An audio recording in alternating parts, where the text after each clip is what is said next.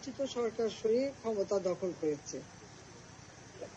আর ক্ষমতা দখল করার পর থেকে একটার পর একটা হত্যাকাণ্ড ঘটিয়ে যাচ্ছে। গণতন্ত্র ছাত্র জনতা কিছু জানতো না।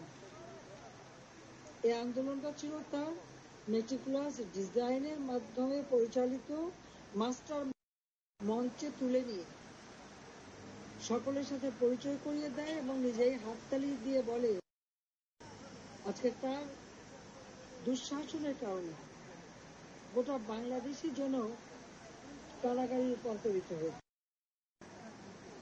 তার একটাই লক্ষ্য, আওয়ামী লীগ এবং সহযোগী সংগঠন মুক্তিযোদ্ধা যারা মুক্তিযুদ্ধে বিশ্বাসী 2024 সালের আগস্ট মাসে ক্ষমতা আসার পর থেকে বাংলাদেশ ধ্বংসের দিকে এগিয়ে যাচ্ছে। দারিদ্র্যের হার কম করলেও 12-13% বেশি বাড়িয়ে দিয়েছে। 18% থেকে নিত্য প্রয়োজনীয় জিনিসের দাম বেড়ে গেছে। প্রতিনিয়ত মানুষের কোনো জীবনের নিরাপত্তা নাই। সমগ্র গোটা দেশটাই